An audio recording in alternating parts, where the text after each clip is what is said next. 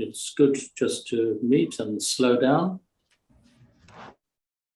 and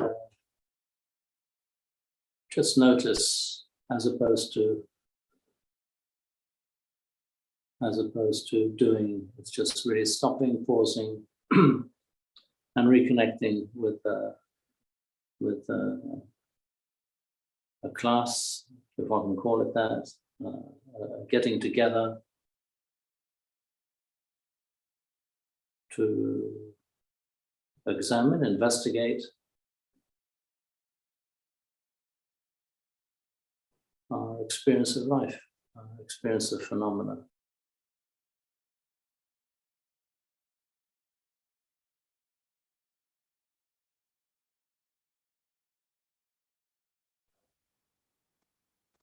I see I have been speaking whilst muted. So I'll start again just to say welcome to everybody to the autumn term of the Buddhist Society Theravada class. I'm not sure how many newcomers, if any, we have in the group, but it would be good to sort of recap about the purpose of our gatherings and how best to use them. We're sort of associated with a traditional form of called the Theravada tradition, and more specifically the Thai forest tradition. But what I'd like to stress personally is that really we're actually concerned about a universal truth which doesn't belong to any tradition, but that many traditions, both Buddhist and non-Buddhist, in their own different ways, point to and try and encourage. Any tradition accumulates all sorts of customs, rites, rituals, and it's very important to have a sort of healthy relationship with them. Buddhism is relatively new in the West, and the West generally, over the last 100 or so years, even longer, has become increasingly disillusioned with religious perspectives because of the traditional sort of faith-based approach that Christianity, the dominant religion, had in Europe, which is where we are, although, of course, people are joining us from all over the world. But Buddhism, although it has its sort of faith side, its devotional side, is very much concerned with the immediate experience of life and those aspects of life that need to be really investigated and studied is our personal suffering, because that's the sort of starting point of Buddhist teachings, is that fundamentally life in the conditioned world, whereas it gives lots of rewards, also can be very punitive, very unrewarding. And there's not a person in this group of participants this evening that hasn't suffered in one way or another. And if you haven't suffered yet, then you're almost guaranteed to suffer, because that's the nature of conditioned existence. All states that arise in a conditioned existence come to an end eventually. We might be pleased when the unsatisfactory elements of our life fade away, but we're never quite so happy or okay with when the things that we're attached to and hold on to and identify with, when they are taken away from us. Whether it be loved ones, our possessions, our safety, our security, and of course, most importantly, our lives, our health, they will also be taken away from us. So Buddhist practice is primarily concerned at its heart with liberating us from that which causes our suffering, which is fundamentally attachment, craving, wanting things to be other than they are. It's often been accused of being a very passive, life-negating tradition. Well, actually, it's very life-affirming, but it's life-affirming on the basis of understanding what life is about, or what existence consists of, how coming into being is a process as going out of being, and is pointing to a dimension, one can call it that, of an all-inclusive universal reality, which includes all of existence in all its forms, pleasant, unpleasant, and indeed neutral. And this reality is not somewhere up there or after we die. It's something that can be realized here and now, which sort of sounds a bit of paradoxical, but that's where we're encouraged to look for the answer in ourselves. So the forms that have accumulated can be helpful. Some people may be averse to them. I assume that most of you who have joined this class are okay, if not to bow, but then to be okay with other people bowing. But there is a sort of devotional side, which actually is very supportive to this inquiry. But it's not obligatory, it's not essential. It's just one of those things that one eventually gets used to. Sometimes one enjoys, but certainly gets used to, and eventually an association is created. It creates a mindset, a mind state, which is open, calm, relaxed, comfortable, and pleasing. Because Buddhism is very much concerned with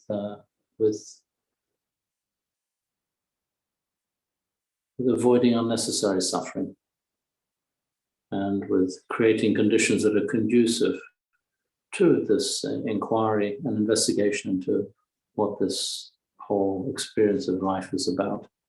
So we will go through the dedication of offerings, which is just a very simple opening chant, Ajahn Chah. You can join in the privacy of wherever you're joining this group. We will then pay the preliminary homage, and then we'll take the 3 refuges and 5 precepts.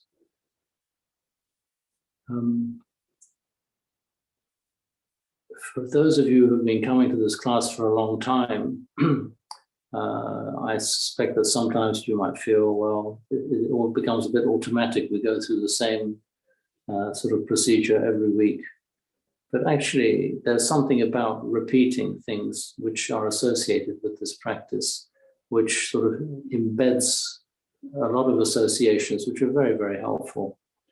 So the 3 refuges and 5 precepts are more than just a ritual chant.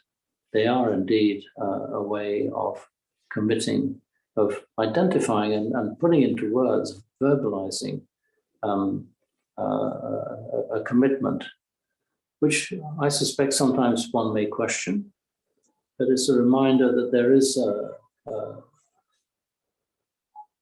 acknowledgement in the 3 refuges and the 5 precepts, and certainly in the 3 refuges, that we're living in a context. We're not just isolated little individuals. We are actually, in a way, realizing the essential unified nature of existence. And in taking the refuges in enlightenment, in an awakened state of mind, we're actually aspiring and committing ourselves to recognizing that there is a perspective which transcends all of phenomenal reality, and yet at the same time includes it. We're also taking refuge in not just the teachings that point to this reality, but that actually are this reality itself. So it's an act of surrender, not passive surrender, but surrender in the terms of acceptance of how things are. If there's a hole in the road, there's a hole in the road. We can deny it as much as we want, but if the hole in the road is there, we accept that there's a hole in the road. And we can then either avoid it or climb into it, depending on what we choose to do. What we can do, of course, is ignore it and then fall into it because we're not wanting to fall into it. And then we take refuge in the Sangha, which is the community of like-minded people, in fact, of all aspiring people who are aspiring to truth, to beauty, to states and understandings and realization of well-being. And doing it in a communal way as we are this evening is an additional reminder and reinforcer of an intention which is fundamentally towards that which is good. And then we take the 5 precepts. And again, it's worth saying a little bit about the 5 precepts. They are actually the cornerstone, the foundation of a spiritual life of inquiry, because they bring our attention to the way we relate to others and to ourselves on the everyday level of existence, which, as it were, clears the space in our consciousness to pay attention and to notice that what we do, what we say, what we think actually has a profound effect on what we then further, following that, do, say, and think. And thoughts and actions which are conducive to good, towards respecting others, that are kind and generous, actually generate a state of calmness, of well-being, which is the best, a very good place in which to reflect on the nature of one's life, one's actions, one's relationships, and therefore contributes to the transformative practice of spiritual development. So I will light the candle behind me and I will bow 3 times, and we'll start with the dedication of offerings, which will appear on your screen on page 2 in the chanting book.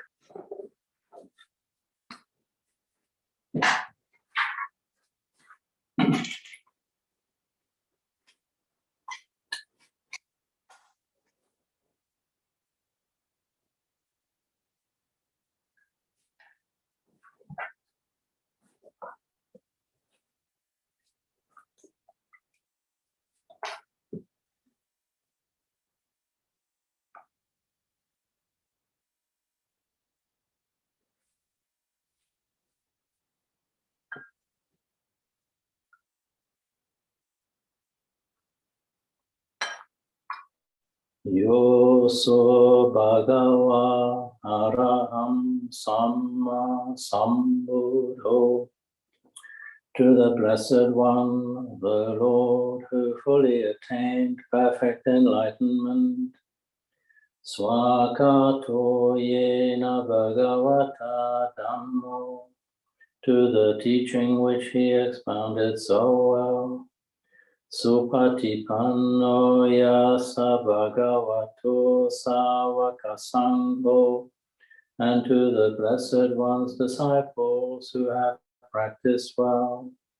Tamayam bhagavantam sadammam sasangham. To these the Buddha, the Dhamma, and the Sangha. Imehi sakare hiyataraham aropite hi abhiku chayama. We render with offerings our rightful homage. Sadhu no bante bhagava suchiraparini bhutopi.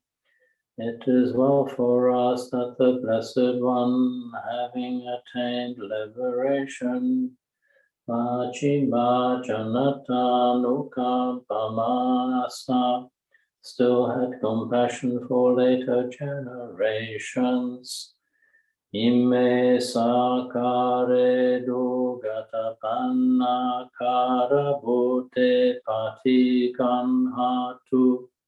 May these simple offerings be accepted.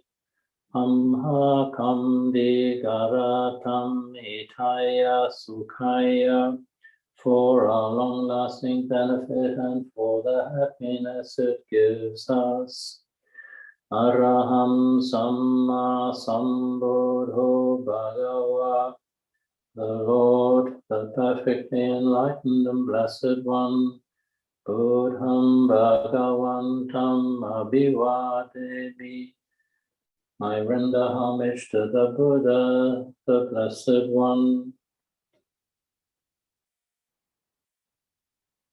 Swakato Bhagavata Dhammo.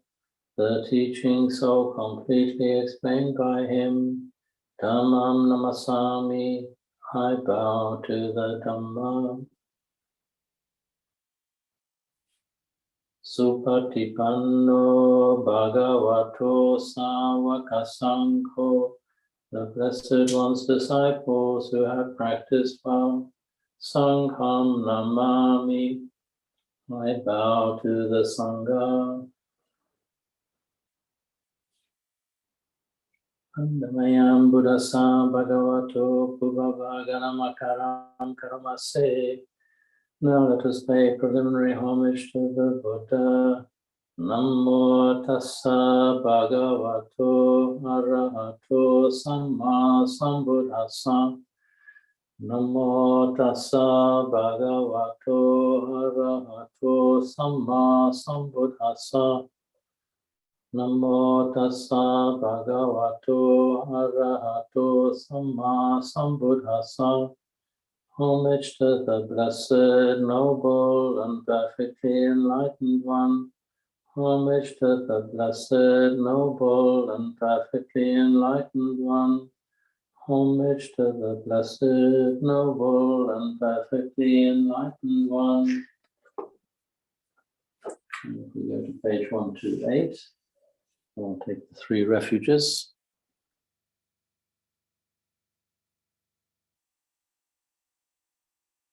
Just wait for it to come on the screen. So we'll go to the third paragraph, which is Buddham Saranam Gacchami. Buddham Saranam Gacchami, Dhammam Saranam Gacchami, Sangham Saranam Gacchami. To the Buddha, I go for refuge. To the Dhamma, I go for refuge.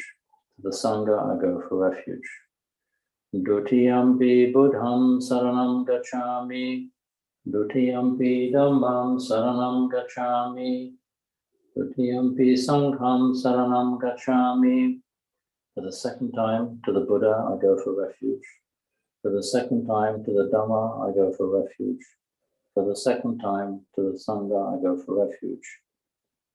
Tatiyampi Buddham Saranam Gacchami, Tatiyampi Dhammam Saranam Gacchami, Tatiyampi Sangham Saranam Gacchami. For the third time, to the Buddha, I go for refuge. For the third time, to the Dhamma, I go for refuge. For the third time, to the Sangha, I go for refuge. Then we go to the 5 precepts. Anatipata veramani sikhapadam samadhyami. I undertake the precept to refrain from taking the life of any living creature. Adinadana veramani sikhapadam samadhyami. I undertake the precept to refrain from taking that which is not given. Kamesu mechachara veramani sikhapadam samadhyami. I undertake the precept to refrain from sexual misconduct. Musavada veramani sikhapadam samadhyami. I undertake the precept to refrain from lying. Surameraya majja pamadatana veramani sikhapadam samadhyami. I undertake the precept to refrain from consuming intoxicating drink and drugs which lead to carelessness.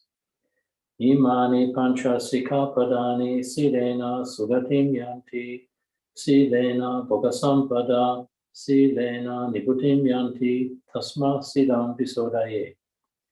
These are the 5 precepts. Virtue is the source of happiness. Virtue is the source of true wealth.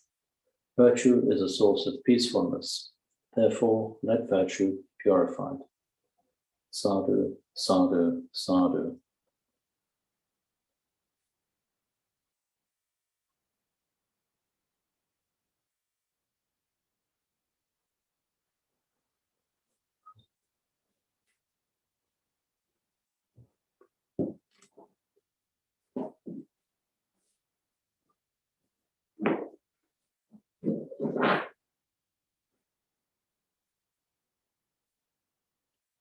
So we'll sit for a little bit. Sitting is a wonderful opportunity for us to truly slow down. It's like taking the foot off the accelerator in a vehicle. Basically, the car just, or vehicle coasts. Eventually, one hopes to a stop. The faster the vehicle is running, the longer it takes to slow down. So it's not something that can be forced or rushed. We can put the brakes on gently, but we don't want to use force in our meditation. Our practice is just to sit, observe, and come to a state of presence.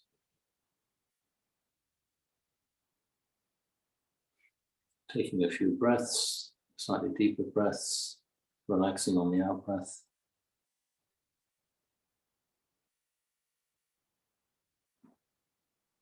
Close your eyes, or leave them partially closed.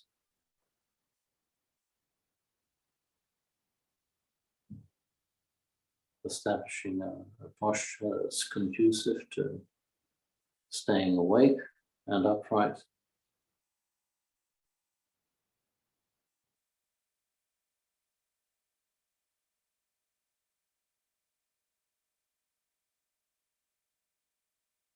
And just notice the experience of being silent, sitting still, listening to a radio program, watching something on the web, being engaged in a conversation.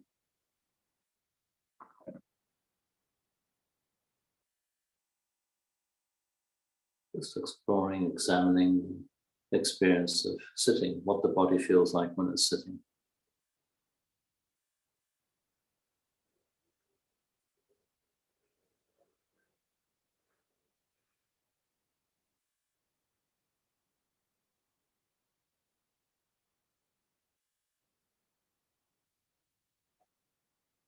We'll sit for about 20 minutes, just to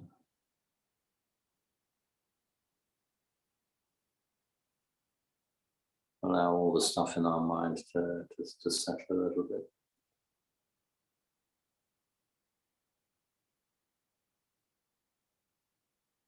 The mind will keep throwing stuff up. Memories of the day, things to attend to, either this evening or tomorrow.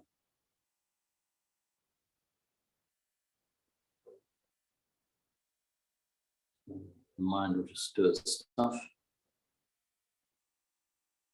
And we can take a sort of witnessing, observing relationship to it.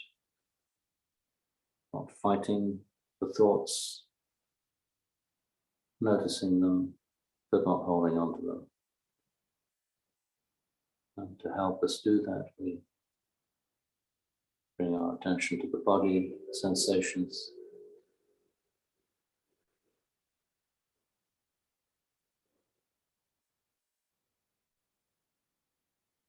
Body sensations being very immediate, a very helpful way of bringing us into greater present moment awareness. So if the mind does keep on getting caught up in some narrative, we can actually consciously decide, well, yeah, that's what my mind's doing, but just move to being aware of body sensations.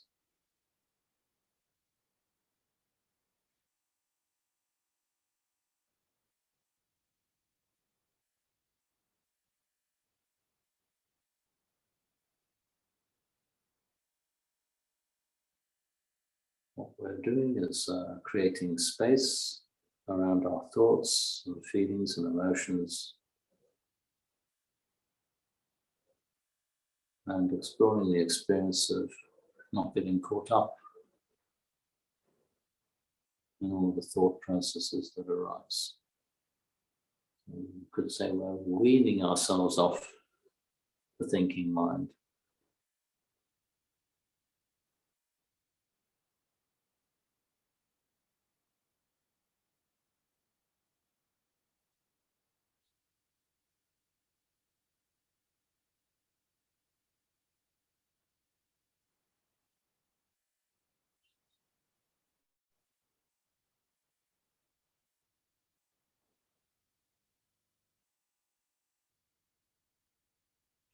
So we can tune in and start just being aware, noticing this sense of being, what could be described as that sense of amness, I amness, which is, each one of us can experience that. And that sense of I am, of being, of presence,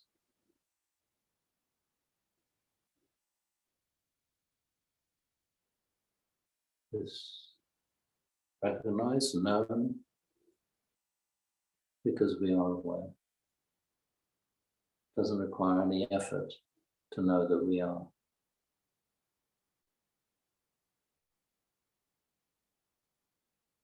If we examine the contents of what we call I am, we see that they're constantly changing. So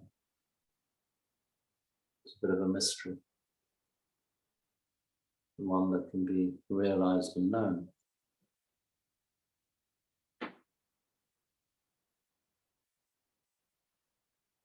So we just come back to that state of presence, that way of being, of just being in the moment.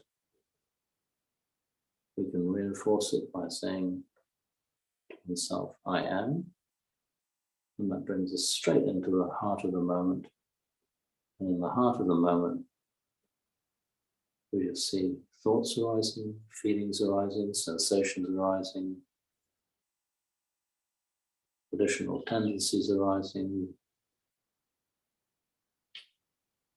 and also ceasing.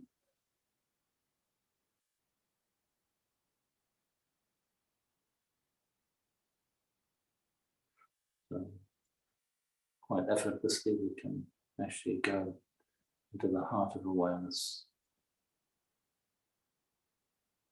into the empty space where all this stuff comes and goes.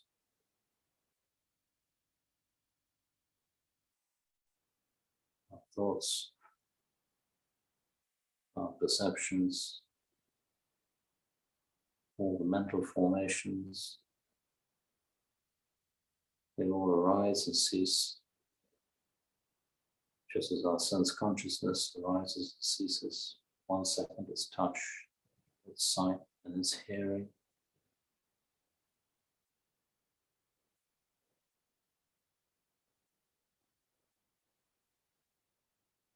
Constant flow of coming and going.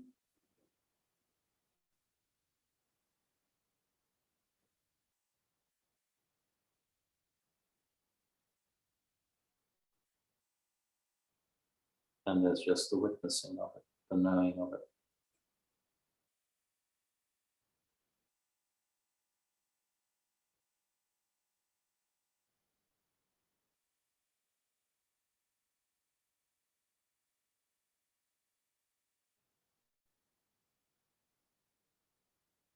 This is where we find refuge.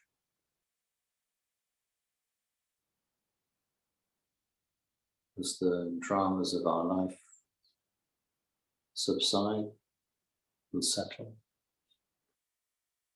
we experience greater calmness, a bit of stillness, less agitation.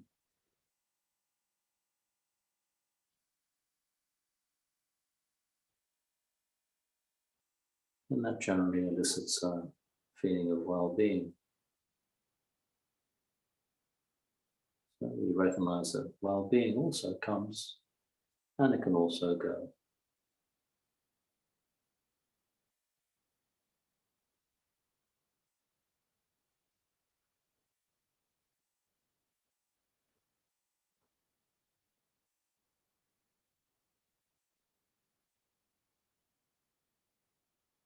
but our knowing reigns supreme. There's always knowing,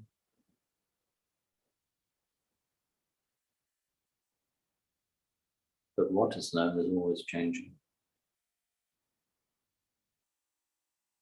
And that's what our practice can reveal to us.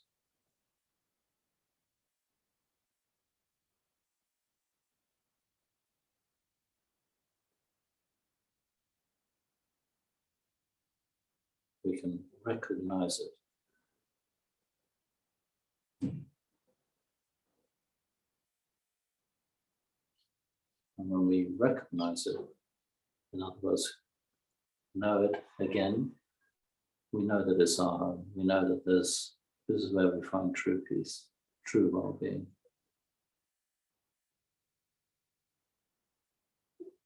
Not the well-being dependent on conditions,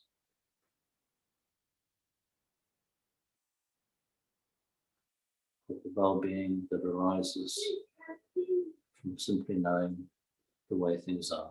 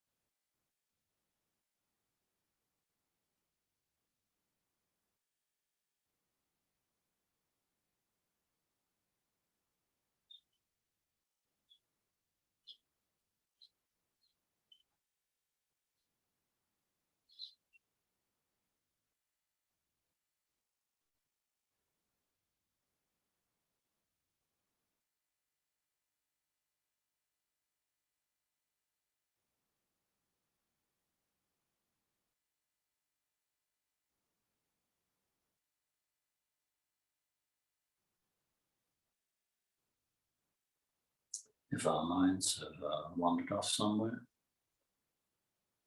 it's good to note where they've wandered off to. What's the theme? Past, future.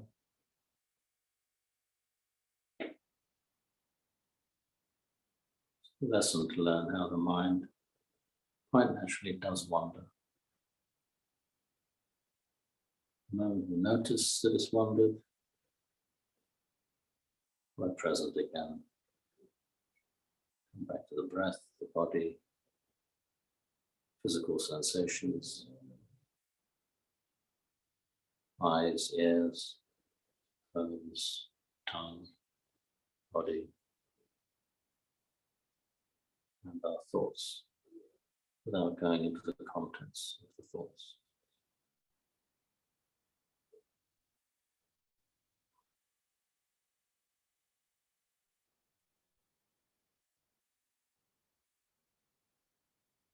Notice how the body feels in this observing mode that we're in.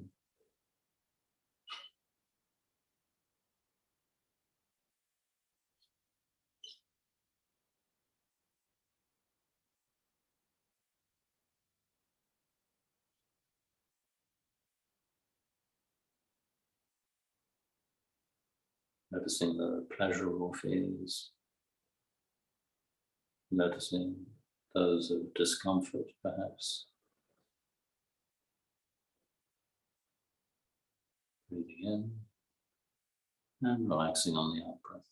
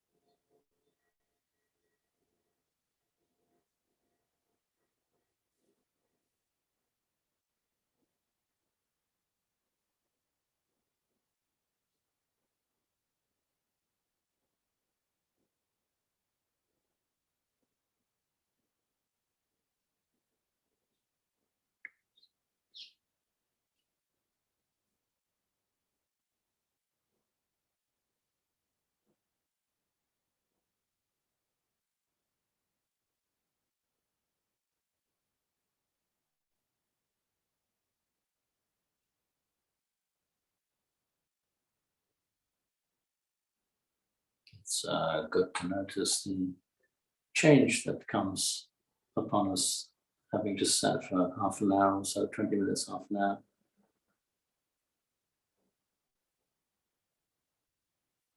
How much nicer it is than being stressed trying from A to B.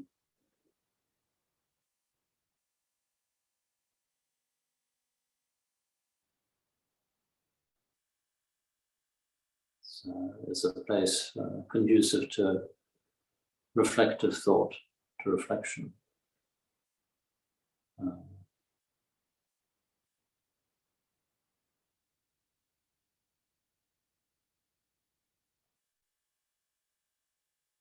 And with exposure to this sort of state of mind,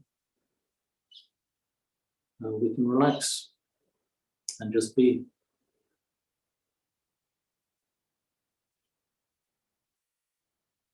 But of course, we're creating conditions, and we have a natural inclination to be drawn and to want to create conditions that are nice, that are good for us.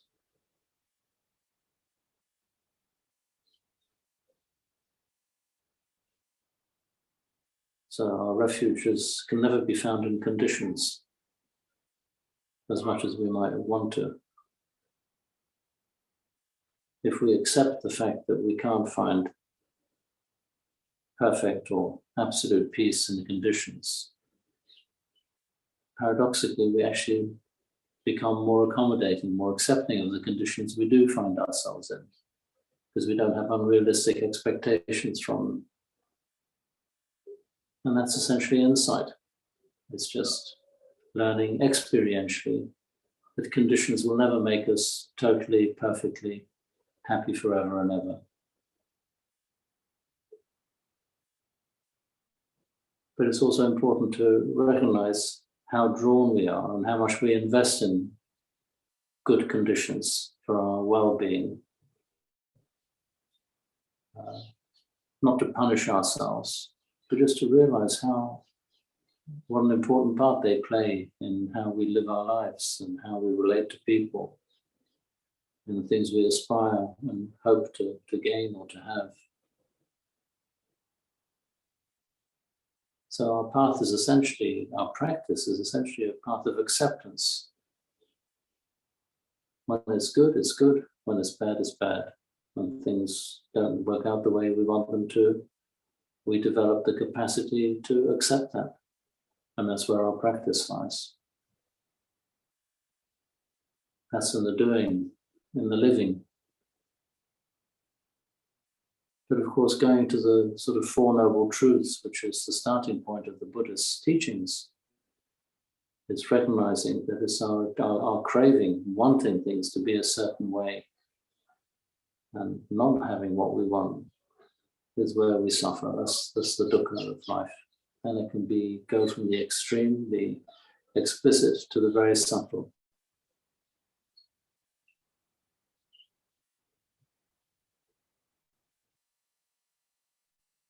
So the content of a class or a gathering such as we're in today will always come back to the same theme of just being with what is and being reminded of how important that is in our practice.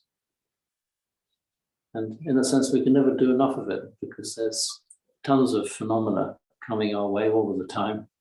It's relentless. It's referred to as the sort of cycle, the samsara, the cycle of becoming and ceasing is relentless. Conditions give rise to conditions, which give rise to conditions, which are constantly changing.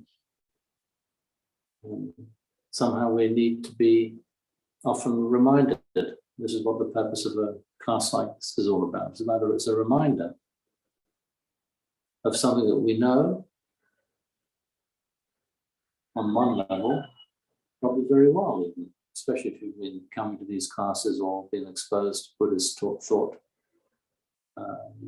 We know it well on one level, but we need that prompting, that reminding.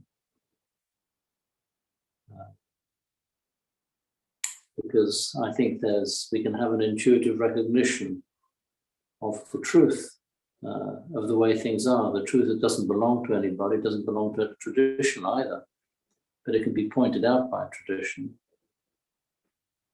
This truth leads to this sort of essential understanding of awareness and the contents of awareness. Because no experience can be had without awareness. It's absolutely inseparable. It's the one constant, and it's always present.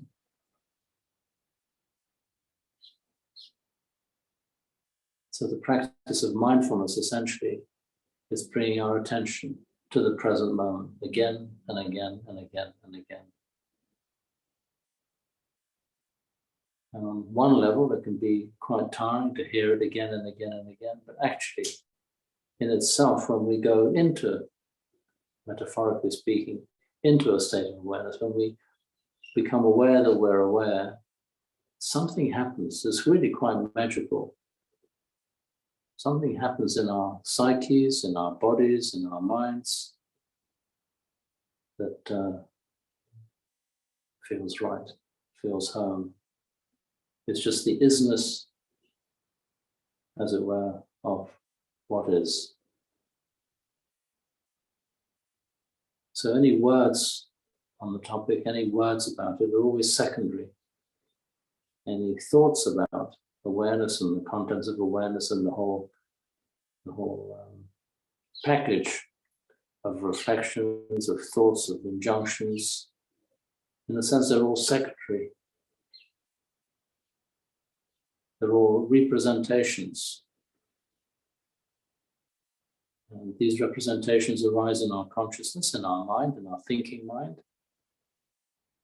And if attended to with sincerity and with a sense of connection, echo through the body, echo through our sense consciousness,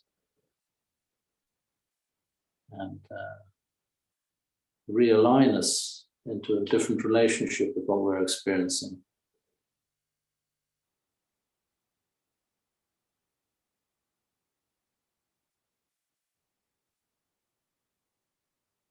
So nobody can wake up to this except for themselves. We can only do it individually. We can know the theory, we can talk about the theory, but it's the actual immediate knowing that we're, this primary knowing, which is always present. So our task as, in many cases, beginners or practitioners, is to tease apart, not that they're separate, but just to be able to differentiate the present knowing from what is known. It's a very subtle distinction. It's one and the same, essentially, but it's just be able to gain the insight so that we have an understanding which helps, as it were, us to tune in to what's real and not get lost in the music and the noise and then the contents of what the radio has to say. So we have a little bit of time to take questions. It's always strange running these classes in the role that I find myself in, because we have a number of participants, but I never know quite where the words are going, how they're landing, what they're giving rise to.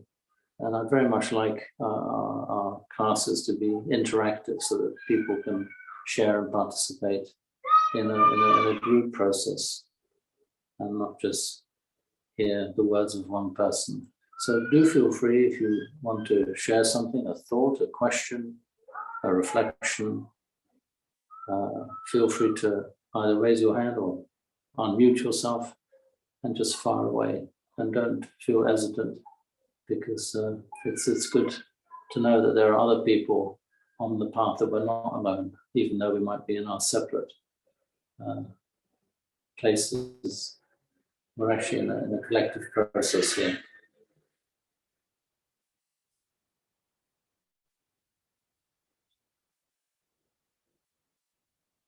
If nothing comes up, then we can just sit quietly. I have a bit of traffic going by. Is that disturbing? Is that interrupting what I'm saying? Can you hear what I'm saying? Yes, good. I see a lot of heads nodding. Good, I'm glad. Do bring my attention to anything that it needs to be brought to. So if you can't hear something, do say so. And I'm happy to repeat or explain things that I've said. I hope I'll be able to answer any questions that you might have.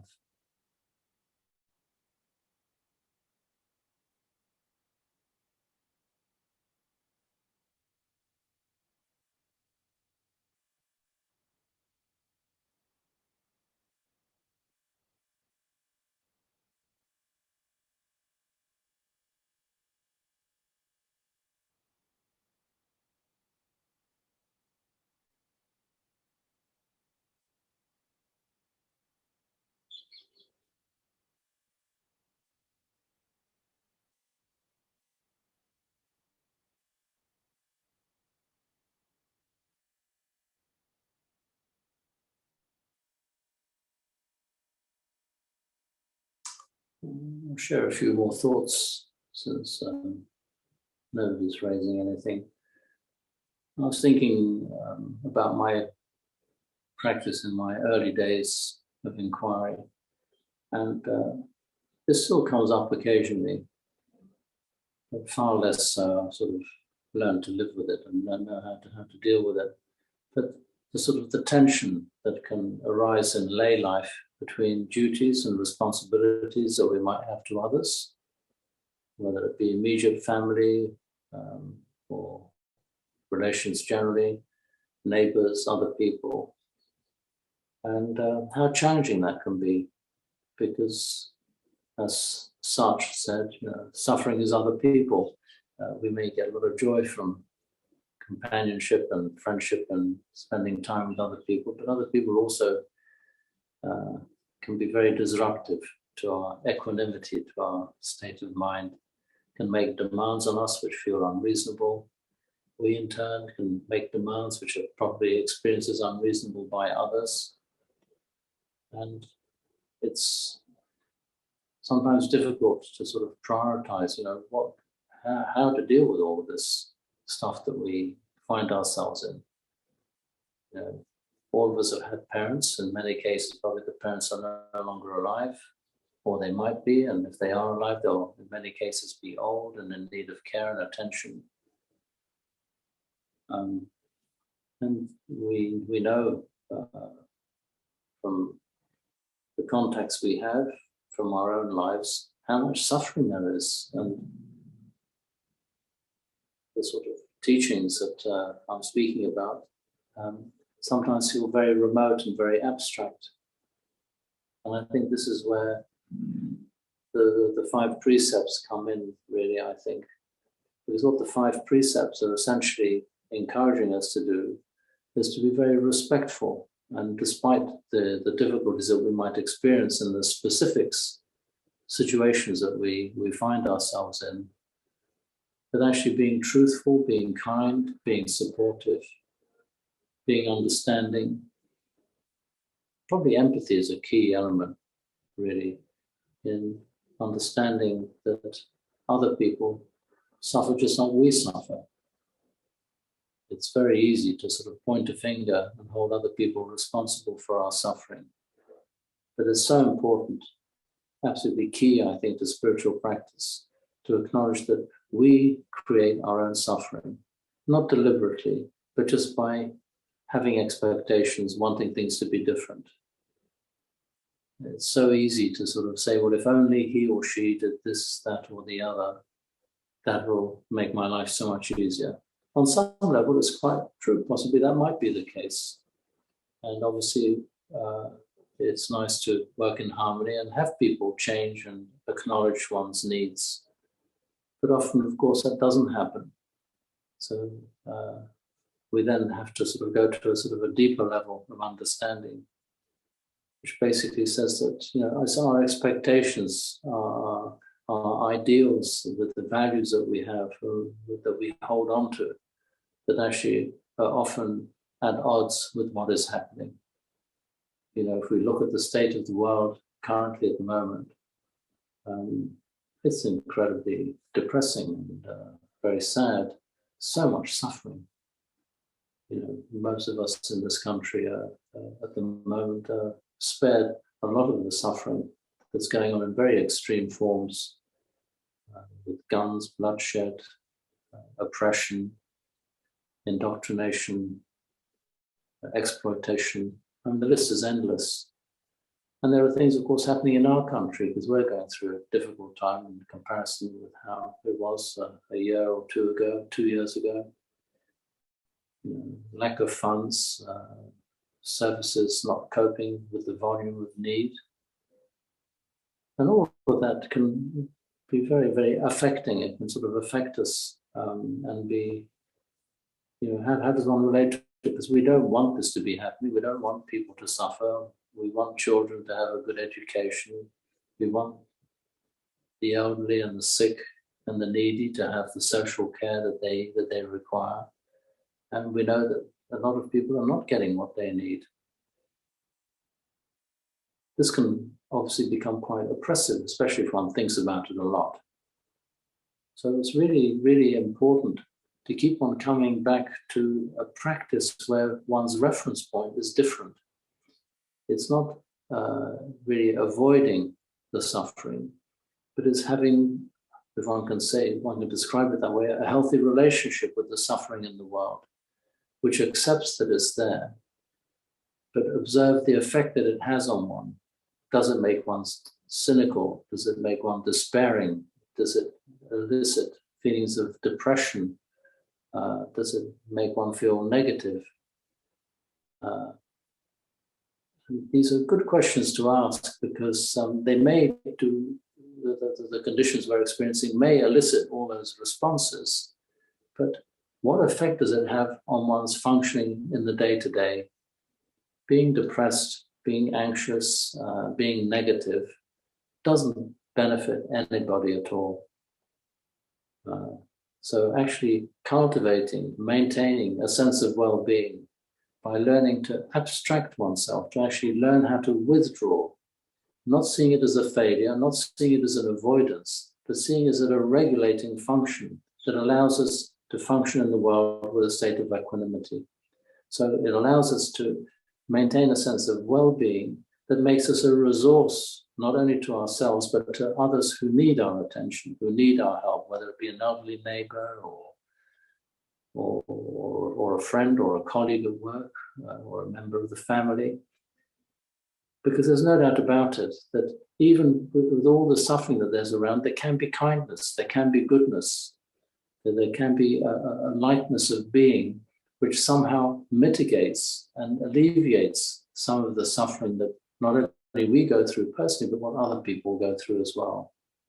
So really one could say that our practice essentially is a self-regulating function where we regulate our emotions in response to what's happening in a way that is conducive to our well-being. But the biggest input we can have into our well-being is insight, which is an alignment of our emotions with our understanding of the way things are. And that's essentially what the Buddha Dhamma is primarily concerned about. Because our response, the way we perceive, the way we experience suffering can be quite transformative. We see this in people who are ill. If they accept that they're ill, accept their illness, not in any happy, clappy way, but just face up to what is actually happening to them, they can actually be at peace, even though they might be seriously ill, possibly even dying. That's a very extreme example. So our mind state is really critical to how we experience the phenomena that we experience. So that's a few reflections that came to mind. I don't know if anybody would like to speak to that or say a few words. We still have some time together, so do feel free.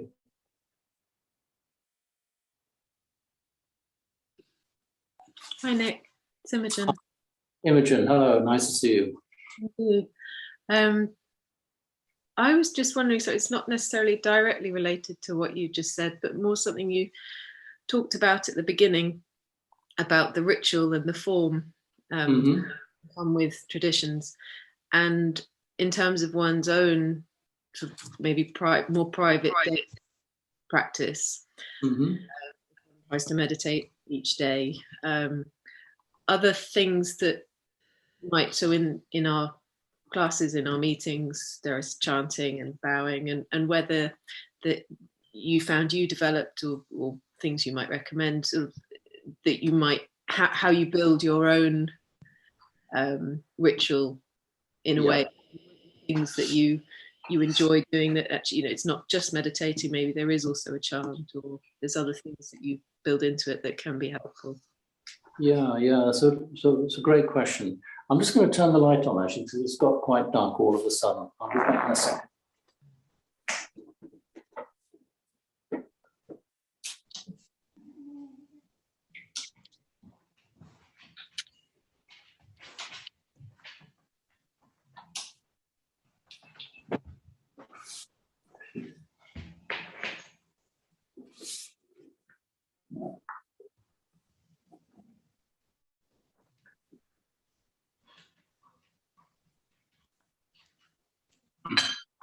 Well, I've struggled with the form.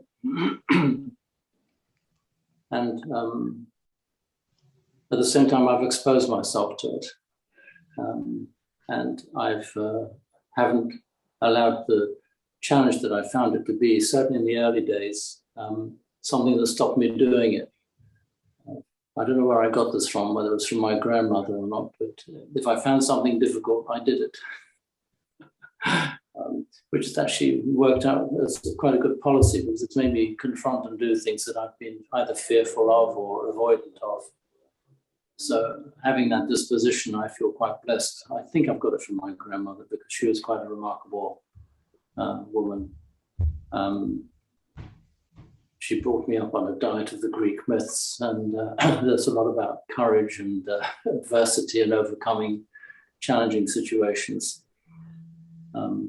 I used to climb into her bed early in the morning as a little boy, and I remember her smelling very sweet and clean, because she was always incredibly well looked after. She looked after herself, and she used to know all these stories, and that was my mental and emotional food as a little boy. But what I found, when my first teacher was a layman. He was Chinese, and he was very much into Chan or Zen Buddhism and Taoist teachings, and taught, was a phenomenal teacher. And he was also very inspired by Krishnamurti, who you may have heard of, a remarkable teacher. And Krishnamurti, as well as the Zen tradition, although it does have its forms and rituals, is basically considers itself as a very direct form of teaching. And I sort of took that on board with a very strong Western flavor, that all the trappings are not important. What's important is the heart of the matter. And I still believe that, actually. But when I came across the Thai forest tradition, on my first retreat that I went on, I was really quite taken aback by the whole puja, all the bowing and the chanting and the incense. And I felt very, very ambivalent. And my initial reaction, my skeptical sort of Western mind was, what have I walked into here? Is this some cult? Is this the moon? What is this? Am I going through some brainwashing process that I'm not even aware of myself? So I was very skeptical about it initially. At the same time, I was very, very struck by not only the power of the teaching. The main person I went most retreats on was Ajahn Sumedho. I also went on a number of retreats with Ajahn Suchito, who was another excellent teacher, and a number of other monks and nuns as well. And I was just struck, first of all, by the clarity of their thought, the clarity of their communication, and their integrity as individuals. And I realized that although I had this ambivalent feeling towards the rites and the rituals, these people were trustworthy, and what they were saying was trustworthy. So I decided to do it. And I took up the practice of just bowing. I bow every morning, I bow every evening. And I realized that my resistance to bowing was something that I had to bow myself through, as it were. And I realized, rather than seeing it as bowing to the Buddha, the Dhamma, the Sangha, I was just bowing to an appreciation that there is more, that I don't know all the answers, essentially. I'm bowing to something bigger. I don't know what it is. I wouldn't give it a name, wouldn't give it a label. And I was intrigued by what it meant to bow to the Buddha, the Dhamma, and the Sangha. And I was very reassured to hear Sumedho and others talk about the Buddha and the Dhamma and the Sangha in really subtly, but very profoundly changing it from a literal meaning to something much more inspiring. So, bowing to enlightenment, which is what the Buddha, the embodiment of enlightenment, is bowing to waking up. That's what it is. It's not bowing to the Buddha, address, phone number, and so on. It's bowing to a realization. Now, I could do that. So I'm happy to bow to a realization, to this fact that one can be enlightened. And also, I've, over the years, have been so full of admiration for the subtlety, the profundity, the psychological sense of Buddhist teachings when you strip away the sort of more cultural accretions. Also, what happens, of course, practice, when one goes on longer retreats, one does go into deeper or altered states of consciousness, when a lot of the things that appear in the suttas actually are experienced very directly.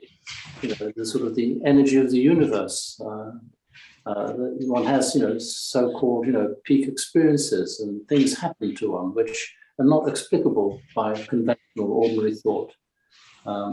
And those experiences are quite transformative, and they validate perspectives which traditions, whether it be Buddhist, Hindu, Christian, mystical traditions, we do open up to different dimensions of reality, meditate. And so that becomes a sort of another convincing element, which sort of says, right, okay, I'm involved in something far more to it than I can possibly explain in ordinary, conventional English and understanding. So my practice today, I'm also aware of time, so I don't run too late, is very simple. I tend to, my core practice is sitting. I just love it. I've done it so much, and I've gone through all the ups and downs that every long-term sitter goes through. Often months and months and years of really struggling with sitting for long periods of time, real resistance. But I always saw it as a practice which is transformative on a very instinctive, reactive level, that one basically is working through the sort of impatience and restlessness, which are actually reflections of our minds. And that actually in taming these reactive processes, one finds peace.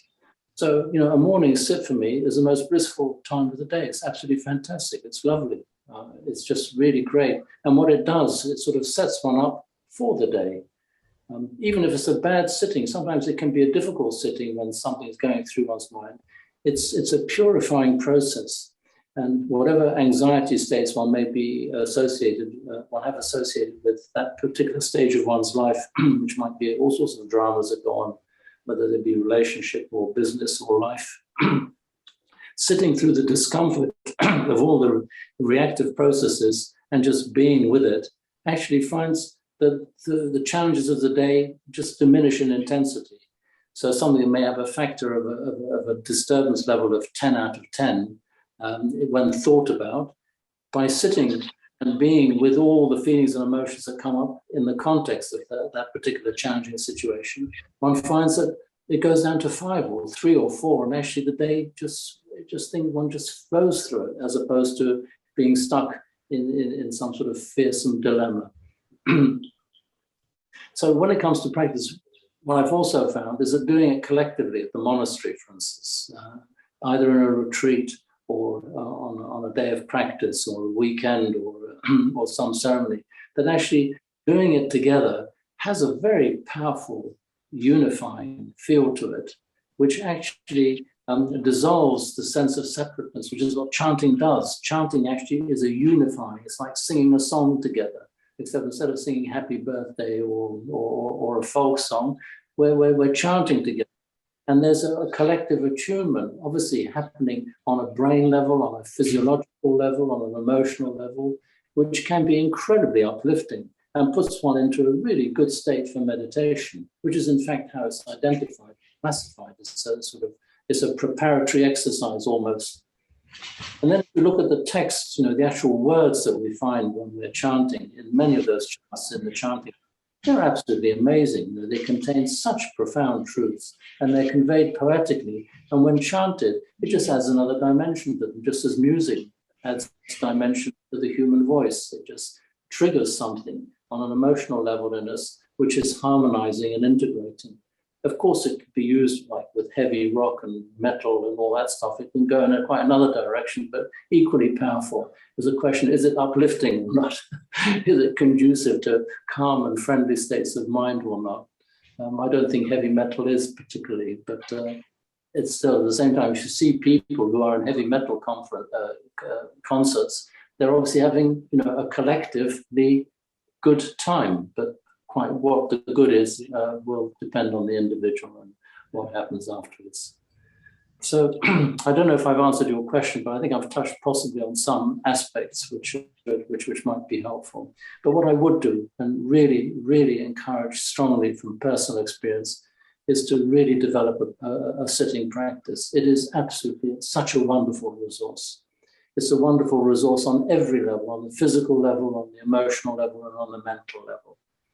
And it's worth persevering through, whether it's a half-hour sit or 10-minute sit or 15-minute sit, and just also taking on board the injunction that it's not about doing anything, it's about being. It literally is as abstracting oneself from the doing mode and just going into being mode, observing, witnessing, and then gradually teasing apart that we're not looking for a state, that the state, whatever the state is, it'll just come and go. But our knowing of what we're going through is absolutely always present. That's the thing that really finally clicks. And when that's clicked, one is really well equipped to live life as a well, how should I say it, force for good. Life has a meaning and a purpose. And it just comes down to the essentials. And the Brahma Vihara has become a much more ever-present reality. And what are the Brahma Viharas? Well, it's kindness. It's basically having a kindly disposition to people, so one doesn't feel separate. Quite the opposite. One feels very connected. One has sympathetic joy, which is a wonderful quality, because there's nothing more enjoyable than seeing people feeling good and being happy with whatever it might be. Our grandson got a bicycle this morning. Well, I had tons of mudita when I saw the photographs of him realizing that he'd been given this amazing bicycle. And it's just, well, that just elicits a sense of incredible warmth and sort of well-being for his well-being that he was enjoying. And then, of course, compassion. I'm at an age now, like many I can see, I think, probably in a similar age, of friends and colleagues either seriously ill or dying or dead already. And the empathy that one has for someone who's suffering, and realizing that it's something that can't be avoided, and it's very probably will be something that one has to go through oneself. And of course, equanimity, which links in with acceptance, it links in with insight, with the fact that this is the nature of reality, this is how it is. Can I really surrender to that and just accept that? Because in that acceptance comes the correct response to what's happening, the right response. And that response will be absolutely in the moment, appropriate to the moment that one is in. So equanimity is the acceptance of the way things are, the way life is, which is what? The characteristics of change, suffering that comes with change, and no self. The fact that actually we are a collective process of a collection of processes arising in awareness. That's what we are. And awareness is empty. Empty. Anything can arise in awareness, but what arises in awareness is all the stuff that makes you, Imogen, makes me, Nick, makes Andrew, makes we are whatever we are. But actually what we really are is the awareness of where all this collection of factors comes together, a body with perception, with feelings, with the sankharas and the sense consciousness. It's just a collection of stuff. And when we realize that, we've woken up to what is referred to in the tradition, in our tradition, anatta, and in the later Buddhist teachings as emptiness, shunyata, emptiness. And in that emptiness is all the manifestation of life which comes and goes.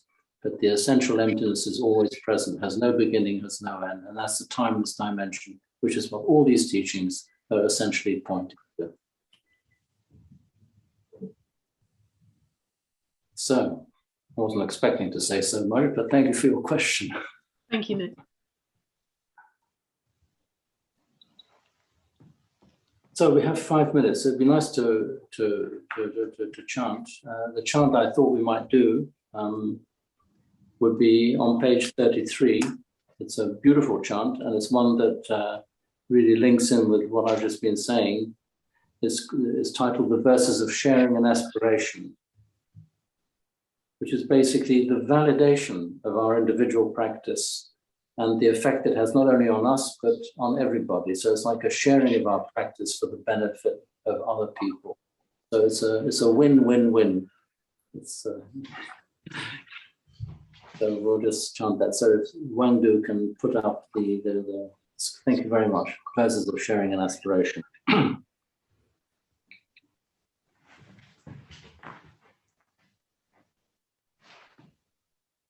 Now let us chant the verses of sharing and aspiration.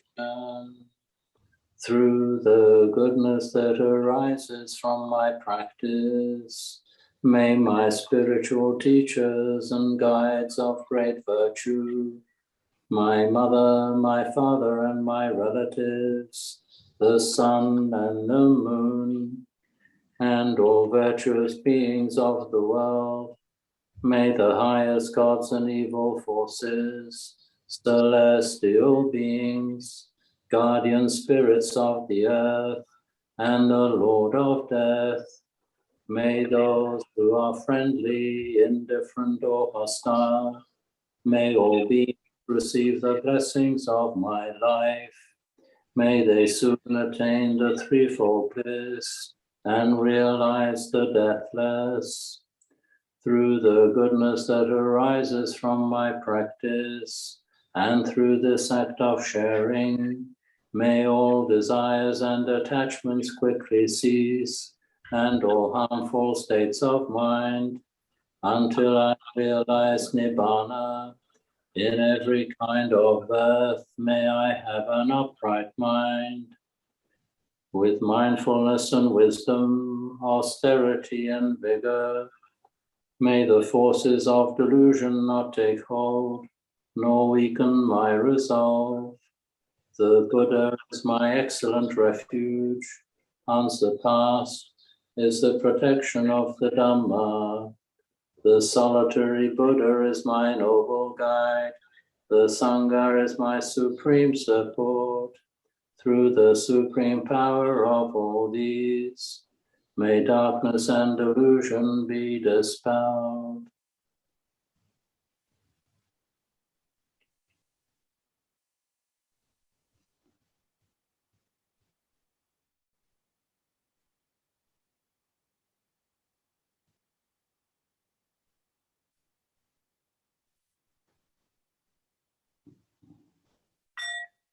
So we'll go to the closing homage on page 16.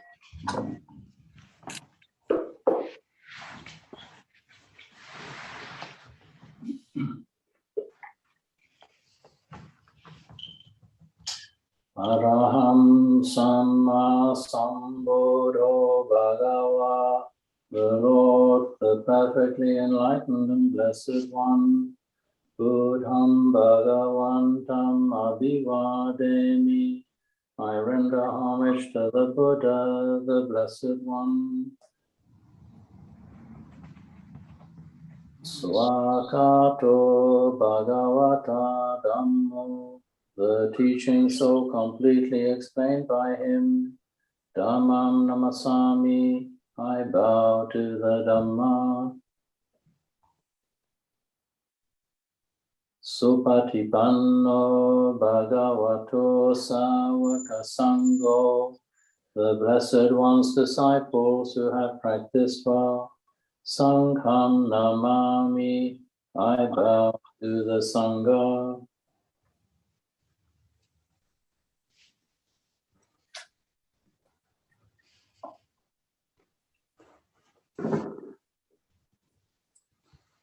Right, well, that brings our class to the end. Very punctually, I'm pleased to say.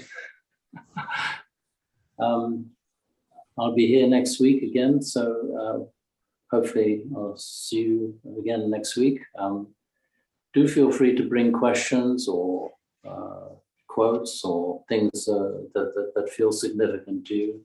As I say, I'm very keen on the classes that we have together, that they are participatory ones, yes, that engage you. So anything that comes up, it's really, one can learn a lot from what other people have to say. I'm in the fortunate position of not being a monastic, so I don't have to be sort of looked up to and seen as someone special.